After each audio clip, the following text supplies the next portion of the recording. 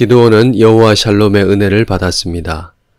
하나님을 대면하여 보았으나 죽지 아니하는 은혜, 하나님께서 함께 하시는 은혜를 받았습니다. 그날 밤에 하나님께서 기드온에게 말씀하십니다. 아버지 집에 있는 바알의 제단을 허물고 아세라를 찍어버리라고 하십니다. 산성 꼭대기에 규례대로 하나님의 제단을 쌓고 헌신의 표로 번제를 드리라고 말씀하십니다. 하나님께서 우리에게도 여호와 샬롬의 은혜를 주셨습니다. 우리는 예수 그리스도를 통하여 하나님과 화목하게 되었고 하나님 앞에서 영원히 살 존재가 되었습니다. 하나님께서 끝날까지 우리와 함께 하시는 구원의 은혜를 받았습니다. 하나님께서 우리에게도 은혜에 합당한 헌신을 요구하십니다. 너 안에 있는 우상을 허물라, 찍어버리라 하십니다. 샬롬은 다른 것에게 있지 않다.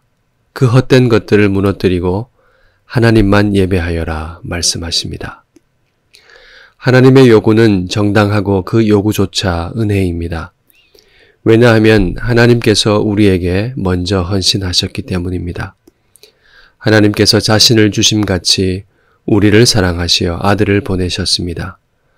그리스도께서 자기 몸을 주시어 일평생 죄의 종로로 타는 우리를 해방하셨습니다.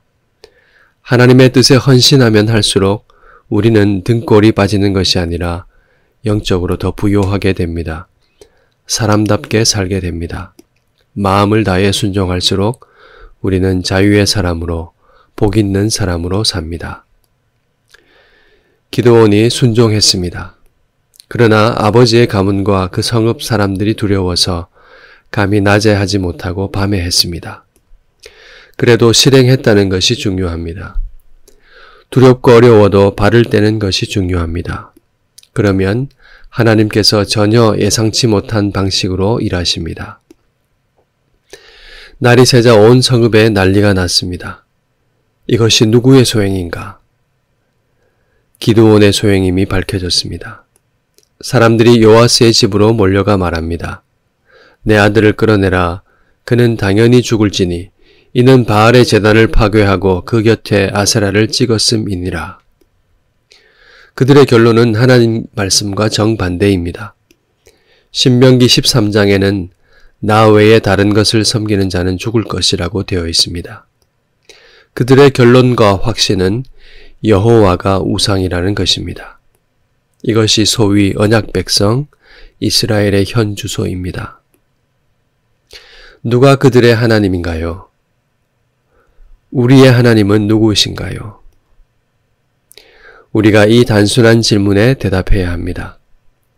너무나 쉬운 질문 같지만 그렇지 않습니다. 기드온이 두려워서 밤에 할 수밖에 없었던 것만큼 이 세력이 막강합니다. 이 세상의 생각이 거대한 힘을 가지고 있습니다. 돈과 쾌락과 권력과 결부된 탐욕으로 세상 문화가 강하게 형성되어 있습니다. 사람들이 각기 자기네 소견에 옳은 대로 사는 것이 자유인 줄 알고 질주하고 있습니다. 두려워서 비록 밤에 할지라도 믿음의 발걸음을 떼는 것이 중요합니다. 기드온이 순종했더니 예상치 못한 놀라운 일이 일어났습니다. 아들을 끌어내라고 하는 사람들 앞에서 바알을 섬기던 아버지가 말합니다. 너희들이 나서 싸울 필요가 없다. 너희가 바알을 구원할 필요가 없다.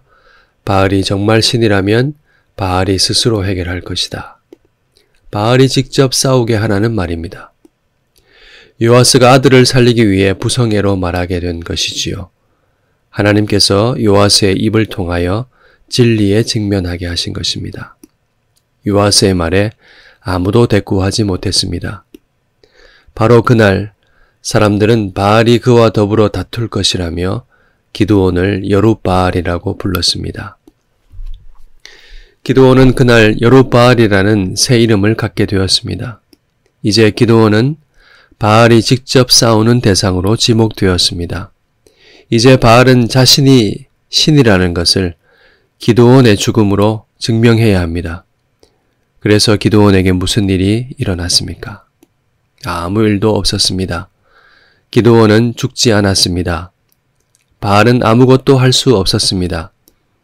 바알의 제단은 허물어지고 아세라 목상은 번제의 땔감이 되는 것으로 끝났습니다. 여룻바알, 기드온은 곧 바알이 아무것도 아니라는 것을 증언하는 존재가 되었습니다. 우상은 욕망의 형상입니다. 그래서 사람들이 우상에게 천성적으로 끌립니다.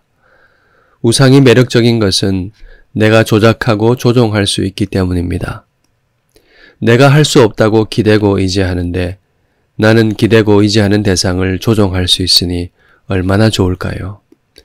형상을 만드는 배우에는 이런 생각이 있습니다.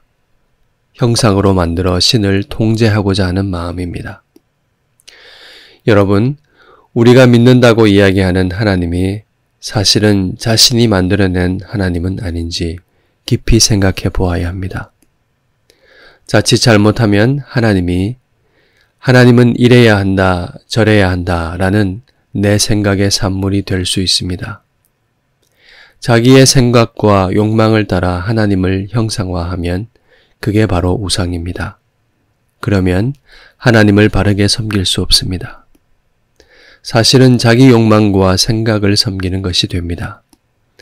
그러면 거룩하고 아름다우신 하나님의 영광이 형상이 나타나는 것이 아니라 탐욕으로 일그러진 자기 형상이 나타납니다.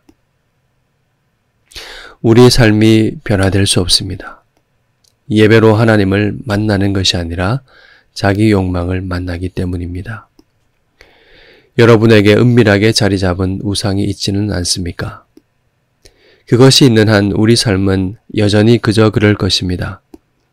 샬롬이 뭔지 말로는 들었지만 결코 맛보아 알 수 없을 것입니다. 혹 하나님은 이래야 하고 저래야 한다는 마음이 있습니까? 하나님은 왜 이래야 하고 저래야 합니까? 그 생각은 어디서 왔습니까?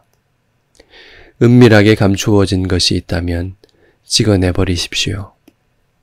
오직 하나님만 예배하십시오. 샬롬은 하나님을 섬기는 자가 받는 선물입니다. 우리의 별명이 여룻바알입니다. 우리는 우상이 아무것도 아님을 나타내야 할 사람입니다. 하나님께서 우리에게 보여주신 놀라운 영광이 그를 압도합니다. 하나님께서 우리와 함께 하십니다. 우리는 하나님 앞에서 영원히 살 사람입니다. 우리 모두 하나님을 예배하고 세상이 빼앗지 못할 샬롬을 누리며 하나님의 아름다운 형상을 나타내는 성도로 살아갑시다.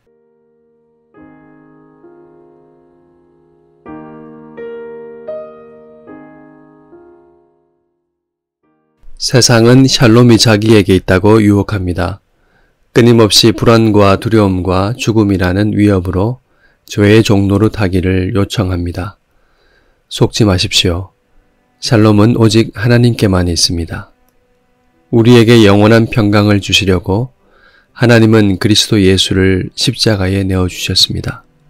하나님은 자신을 주심같이 우리에게 먼저 헌신하셨습니다. 여러분, 오직 하나님께 몸과 마음을 드리십시오. 삶을 드리십시오. 오직 하나님만을 나의 주인, 나의 하나님으로 섬기는 이 헌신이 곧 샬롬입니다. 하나님은 영원히 우리와 함께 계십니다. 함께 기도합시다. 다른 곳에서 안식을 찾으려 했던 우리를 용서하옵소서. 어느새 하나님보다 더 높아진 내 생각과 탐욕과 하나님보다 더 사랑했던 모든 것, 우리 안에 은밀한 우상을 찍어내게 하옵소서.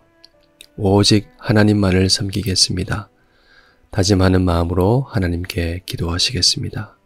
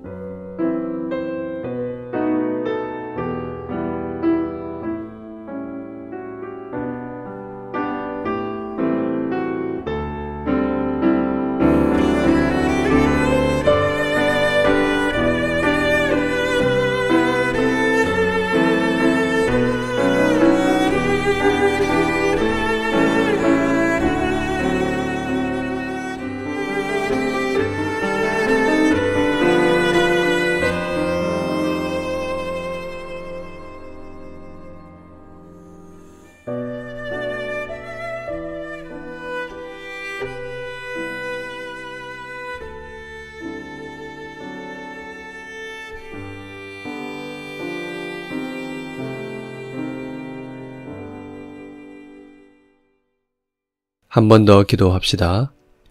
오직 하나님만을 섬김으로 거룩한 하나님의 형상이 나타나게 하옵소서. 세상으로 샬롬을 맛보게 하는 거룩한 주님의 교회로 우리가 함께 지어져 가게 하옵소서. 그렇게 기도하시겠습니다.